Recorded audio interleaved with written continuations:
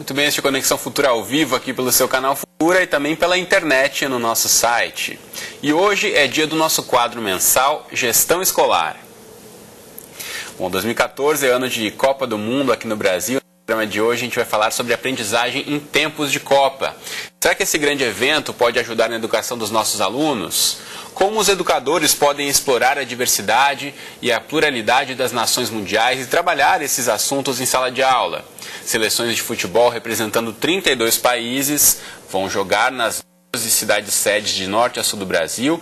E aí a gente pergunta de que forma o torneio pode provocar discussões que vão muito além da prática esportiva, como relacionar conteúdo sobre fatos históricos, divisões geográficas, matemática, outras temáticas sociais e tantos outros assuntos. Bom, para essa conversa, a gente recebe aqui no estúdio o professor Celso Antunes, que é o nosso consultor em educação. Também está aqui com a gente a Diana Mendes, que é mestre em História Social do Futebol e professora da Faculdade Unisantana. Logo mais, a gente também conversa com a Priscila Fernandes, que é editora do blog Educação do Instituto Votorantim. E você em casa, como sempre, também é nosso convidado. Então aproveite para tirar aí todas as suas dúvidas, participe da nossa conversa, mandando mensagens para o Twitter, para o Facebook ou para o nosso telefone, que você já sabe, que é o 0 Operadora 21 3523 4098. Enquanto você manda o seu recado do boa tarde aqui aos nossos entrevistados. Tudo bem com vocês? Bem-vindos ao estúdio. Tudo bom? Bom, a Diana aqui, que é pesquisadora especialista na história do futebol, a gente sabe que é o esporte mais popular do mundo, né, Diana? Pois é. De que forma, então, a gente pode pensar em futebol, não só simplesmente pelo lado da educação física? A gente sabe que no Brasil, né, a garotada adora jogar uma bola, né, nas aulas de educação física também se trabalha bastante futebol, mas pode se relacionar aí, Copa do Mundo, né, lá em 1930, a primeira edição no Uruguai, de lá para cá, muitos fatos históricos foram relacionados ao futebol e a outras edições da Copa. Pois é. Então, primeiro, boa tarde. Boa tarde. Obrigada pelo convite. É interessante porque o futebol é tido, por excelência, como um tema do professor de educação física. E aí, com a Copa do Mundo, o que eu achei muito bacana é esse interesse ser expandido para outras áreas, para outras disciplinas, né, de conhecimento. Então, uma dimensão que eu acho do meu trabalho, que eu acho muito bacana, é trabalhar o esporte, trabalhar o futebol em sua dimensão sociocultural, sua dimensão histórica. Então, por exemplo, a gente pode fazer esse percurso meio cronológico, acompanhando esses momentos de Copa do Mundo, como é que o esporte se desenrolou nesses períodos de 4 em 4 anos, e acompanhar e fazer uma relação entre o esporte e a sociedade e aquela experiência cultural daquele momento. Se a gente pegar em São Paulo, por exemplo, o Palmeiras, né, aquele time que foi criado, tem muita relação com a imigração italiana naquela região de São Paulo e tantos outros do Brasil afora, né? Pois é. O futebol é uma espécie de um ícone de identidade, de grupo, de sociedade e de nações. Então, se a gente pega esse período primeiro que você falou, de 1930, então tem uma série de questões relacionadas a ele. Uma delas é a dimensão da identidade de São Paulo. Então, você tem uma cidade que você tem uma série de imigrantes, sobretudo italianos, e que se identificaram muito ao Palmeiras nesse momento, mas você tem clubes populares de futebol que também se identificaram por nacionalidades, como clubes da região de Várzea, né, que também é interessante pautar os clubes populares, que se identificaram porque eram associados portugueses, porque eram associados italianos, porque eram associados alemães.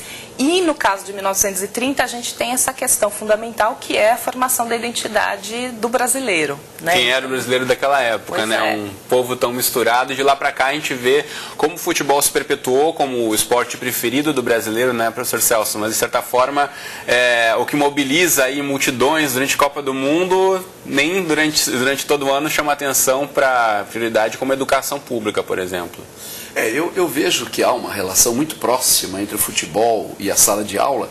O próprio retângulo verde, onde se desenvolve o espetáculo do futebol, não é tão diferente do retângulo onde estão alinhadas as carteiras dos alunos, as regras, as relações. O cuidado que precisa se tomar é que, evidentemente, é um conteúdo específico a uma idade a ser aprendido, e não pode um evento, seja ele qual for, deturpar de tal maneira aquela linha de um planejamento pedagógico que deve ser feito.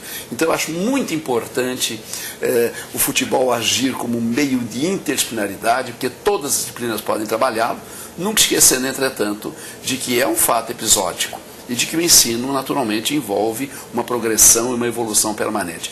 Mas é uma oportunidade maravilhosa, sem dúvida nenhuma. São Paulo e todo o Brasil estará com os olhos voltados para a Copa do Mundo. Bom, eu vou mostrar para você de casa um site, que é o blog Educação do Instituto Votorantim, onde você pode conferir uma reportagem especial feita aí com relação à Copa do Mundo 2014 no contexto escolar. Basta você acessar o blog educação.org.br. Aqui já tem, né, o fuleco aqui desenhado por alunos de uma escola pública e muito mais aí sobre essa reportagem você confere na internet. E eu vou chamar agora para a nossa conversa, direto de São Paulo, a jornalista Priscila Fernandes, que é editora do blog Educação do Instituto Votorantim. Tudo bem com você, Priscila? Oi, Cristiano. Tudo bom por aqui? Tudo bem, professor Diana Mendes? Priscila, eu quero saber de você o seguinte: no dia 12 de junho, aí, o primeiro jogo da Copa do Mundo acontece aí em São Paulo, entre Brasil e Croácia, e de que forma as escolas da região de Itaquera, onde fica a arena que vai sediar esse jogo de abertura, têm se envolvido com o evento? Pois é, a Copa do Mundo ela tem mudado um pouco a feição do distrito de Itaquera, e isso vem reverberando, inclusive, nas escolas. A gente conversou com a Julieta Serra, que é a coordenadora do Centro de Estudos de Línguas da Escola Estadual Fábio Aidar, em Itaquera, e ela contou para a gente que eles vêm desenvolvendo um trabalho desde 2012 com um foco na ampliação dos horizontes dos alunos, para que eles possam se tornar agentes ativos no contexto da Copa do Mundo. Então, eles vêm desenvolvendo esse projeto. Ele foi dividido em duas fases. Na primeira fase, eles desenvolveram uma página dentro do site do Centro de Estudos, que tem expressões idiomáticas e também algumas dicas dos pontos turísticos ali daquela região de Itaquera, para o turista que quiser conhecer Itaquera, ter essas dicas à mão. Agora, na segunda etapa, eles estão trabalhando com o desenvolvimento de vídeos. Esses vídeos eles vão trazer diálogos e situações passíveis de acontecer nesse período da Copa.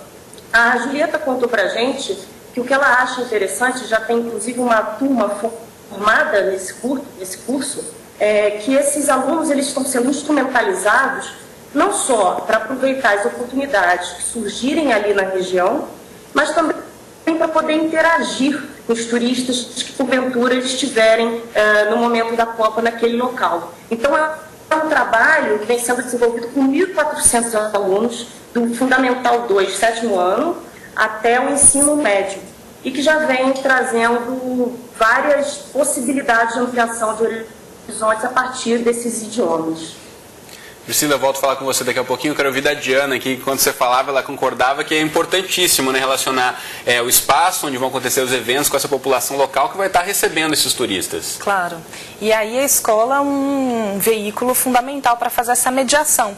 Porque, na verdade, então, pensando a Copa do Mundo e o futebol como um elemento, um esporte e também um elemento de linguagem, quer dizer, de interação entre as pessoas, é mais do que justo, é mais do que razoável imaginar que os meninos também possam se comunicar a partir de uma série de línguas, inclusive, para receber essas pessoas.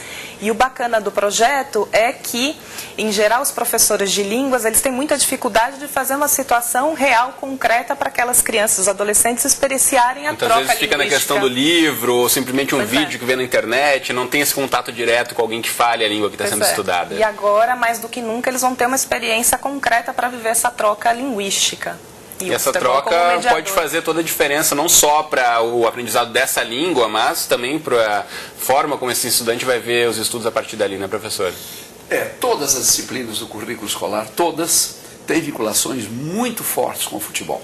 Não há uma única disciplina que se isole. E é muito importante esse trabalho interdisciplinar. A geografia como sendo a mudança da paisagem urbana desde a primeira Copa até agora, e portanto a transformação que isso provocou. A matemática, se usar o campo e as suas dimensões dentro daquele sentido de espaço físico para ser examinado. As ciências para notar a própria composição do material, da bola e tudo quanto existe. Enfim, não há disciplina que possa se isolar da Copa. Agora, é preciso que exista um planejamento para que tudo ocorra de uma maneira realmente significativa. Agora, planejamento, a gente sabe que lá na Bahia, no município de Salvador, capital do estado, houve um tipo de relação aí direta, né, Priscila? Vocês investigaram também essa relação que a Secretaria Municipal de Educação fez com as escolas para tentar já promover, desde 2012, eventos e temáticas relacionadas à Copa? Exato. A Secretaria de Educação de Salvador, ela idealizou um projeto para que o aluno ele pudesse vivenciar a Copa no dia a dia na escola. Então, o foco principal desse projeto é a coleta e a análise de notícias sobre a temática da Copa. A gente conversou com a Maria Lima, que é a diretora da Escola Francisco Leite, que está desenvolvendo esse projeto, e ela contou para a gente que lá na Francisco Leite, esse projeto vem sendo desenvolvido desde 2012, mas agora em 2014 ele foi incluído no projeto pedagógico da escola, no eixo esporte, para que justamente não mudasse muito o currículo escolar dentro daquilo que a escola se propunha a fazer e a seguir naquele ano. Que é mais ou menos o que o professor Celso Antunes estava dizendo, que era importante também não deturpar completamente toda a atividade e o planejamento escolar. Essa questão preocupa muitos educadores, gestores de escolas, né, professor? De que forma eu vou inserir um novo assunto que não faz parte ali do plano pedagógico da escola, do projeto pedagógico da escola, que isso também pode ser cobrado mais para frente, né, pela gestão.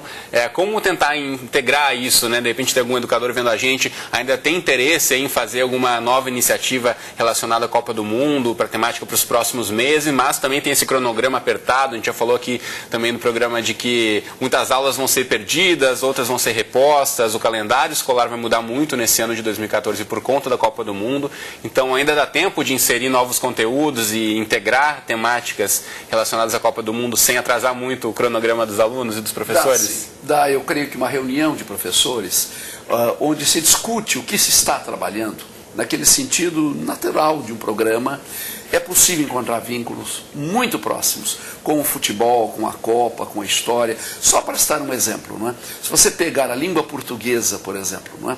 O aluno precisa comunicar, descrever, narrar, descobrir outras linguagens. E nada disso impede que seja feito centralizando-se numa ideia da Copa. Não é verdade? Eu posso, numa circunstância qualquer, lançar um concurso de trovas para levar o meu aluno a essa atividade em língua portuguesa. Por que não tê-la como temática? Eu preciso que meu aluno faça crônicas, relatos, análises, entrevistas. Por que não? Voltando a esse tema. E com isso, uma reunião de professores vai dando fundamentos para que eles, sem sair da sua programação e sem desvirtuar aquilo que aquele aluno naquela série pode aprender, vincular a esse movimento, que é um movimento da imprensa, da cultura, da comunidade como um todo. Bom, e você de casa aí, que é educador ou não, que quer saber mais sobre a Copa do Mundo, a internet está cheia de informações. Para começar, tem o site oficial da FIFA que promove a Copa do Mundo aqui no Brasil, então basta você acessar o site em português, que é o pt.fifa.com/World Cup, que é a Copa do Mundo em inglês. Aqui você tem todas as informações com fotos dos jogadores, organização, destino. Aqui já tem a foto do nosso técnico Filipão. Segundo a manchete aqui, está tranquilo, o time já está pronto. Vamos ver aí o que os jogos vão apresentar de fato em performance do Brasil. Aqui você encontra também os países que vão fazer parte, que você pode buscar informações também sobre a história desses países, relações desses países com o Brasil. Se já houve outras partidas de futebol também, relações comerciais, a partir daí tem uma infinidade de coisas para serem buscadas, né, Diana? Pois é. E aí eu estou pensando na questão anterior, e o que a Copa do Mundo traz para a gente de fundamental, eu acho, sobretudo, é a ideia de uma legitimidade para o futebol. Porque nós somos o país do futebol por excelência, né? Vivemos o futebol, gostamos de futebol, e ele nunca tinha sido um tema legítimo, um conteúdo escolar. E parece que agora, com a Copa do Mundo, ele se torna um assunto legítimo para ser estudado. Isso é bacana. A academia, as universidades, elas tornaram o futebol um tema legítimo de pesquisa a partir dos anos 80, que também é super recente. E a minha impressão é que agora a escola começa a olhar para o futebol como um assunto legítimo, né? E por isso eu estava concordando com o professor Celso, na medida em que ele se torna um assunto legítimo, ele não precisa ser um projeto transversal, um projeto super elaborado, ele entra no currículo. Então, um professor de português entende, bom, esse é um tema para eu trabalhar, por exemplo, crônicas. Eu vou entrar no universo das crônicas produzidas ali no início do século XX. O professor de história fala, bom, então eu vou pensar o futebol como um elemento cultural fundador ali da nossa identidade, a massa fundamental da nossa identidade nacional. E aí se torna um componente do currículo. Isso eu acho muito bacana. Disso mesmo, né, Cristiano, me permita, mas você pega Brasil e Croácia, né? Onde estaria a Croácia nas Copas do Mundo anterior? Onde está a Iugoslávia, que tantas vezes nos enfrentou, e Tchecoslováquia? Enfim, a mudança do mapa político foi tão grande no mundo todo que a simples relação dos países participantes já nos mostra como é conturbado essa mudança do mapa político mundial, envolvendo a história, envolvendo a geografia, e naturalmente envolvendo todas as disciplinas do currículo. Muito bom. E a gente falando um pouco mais sobre o tema que a Diana apontou, que é a academia, na universidades olhando para a história do futebol, tem mais um site que eu vou mostrar para você de casa agora, que é o do Núcleo Interdisciplinar de Pesquisa sobre Futebol e Modalidades Lúdicas, lá da Universidade de São Paulo. Aqui é um registro importante também, uma fonte de pesquisa gigantesca para os educadores, né, Diana? Pois é. Porque são as pesquisas mais recentes que têm aparecido sobre o futebol, né, nas mais diversas áreas.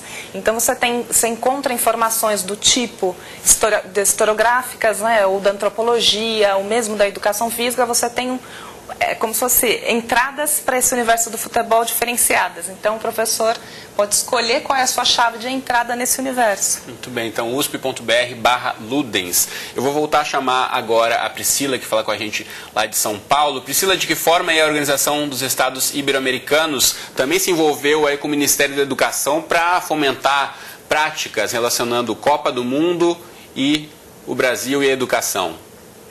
É uma parceria entre o Ministério da Educação e a Secretaria de Direitos Humanos da Presidência com a OEI.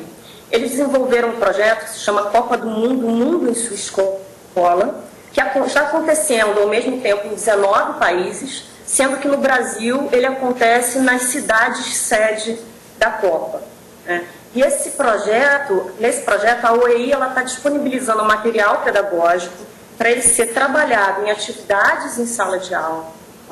E na segunda etapa do projeto foi então realizado um concurso de redação, cujo mote era Aprendendo por Meio do Esporte, que movimentou escolas desses 19 países. Esse projeto ele vai chegar a termo agora em abril, quando os 33 vencedores vêm receber o prêmio no Rio de Janeiro.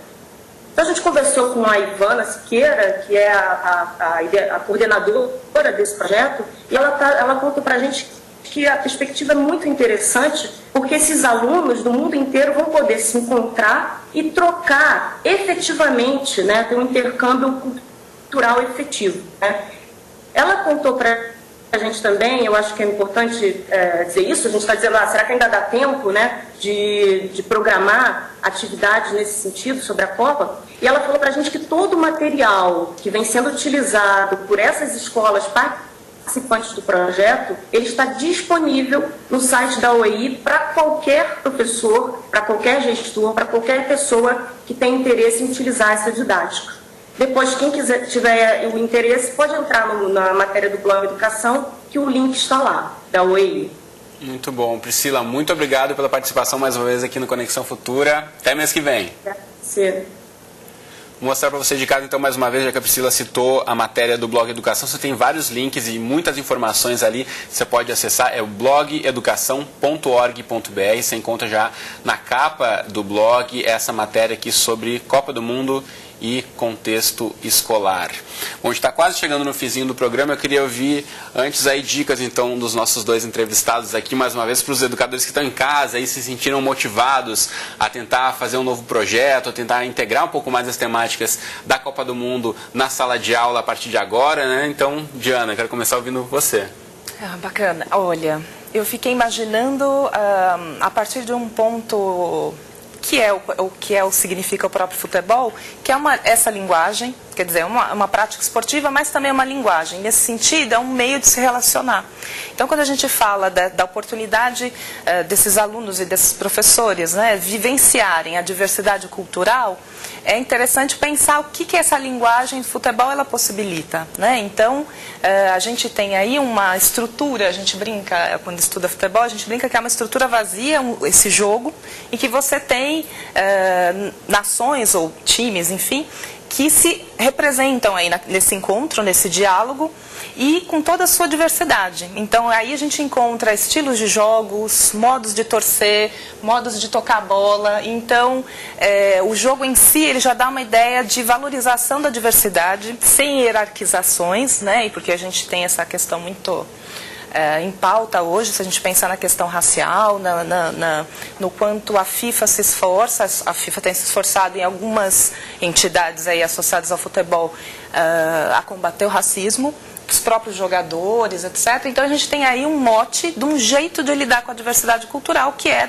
desse encontro e dessa valorização do diverso. Então eu acho isso um ponto de partida. E tantos outros temas, né, professor? A gente vê os protestos no ano passado falando sobre Copa, esse ano novamente no começo do ano, muita movimentação popular, a questão do racismo. Então temáticas infinitas podem ser relacionadas à Copa do Mundo.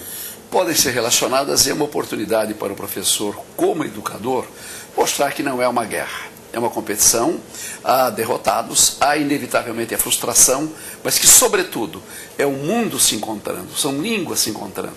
E, portanto, quem sabe um passo para aceitar a diversidade, como diz bem a Diane, para compreender que o outro é diferente, mas nem por ser diferente, ele deixa de ser também alguém que ama, que sofre, que chora, que se emociona e que num momento como esse se encontra num mundo que busca a paz. Eu acho que é uma excelente oportunidade para trabalhar o grande tema da paz em função da Copa do Mundo. Muito bem. Professor Celso, professora Diana, muito obrigado pela presença hoje aqui no estúdio do Conexão Futura. Nosso quadro Gestão Escolar volta no mês que vem, mas o Conexão volta amanhã ao vivo às 2h30 da tarde. Como sempre, eu espero você. Até lá.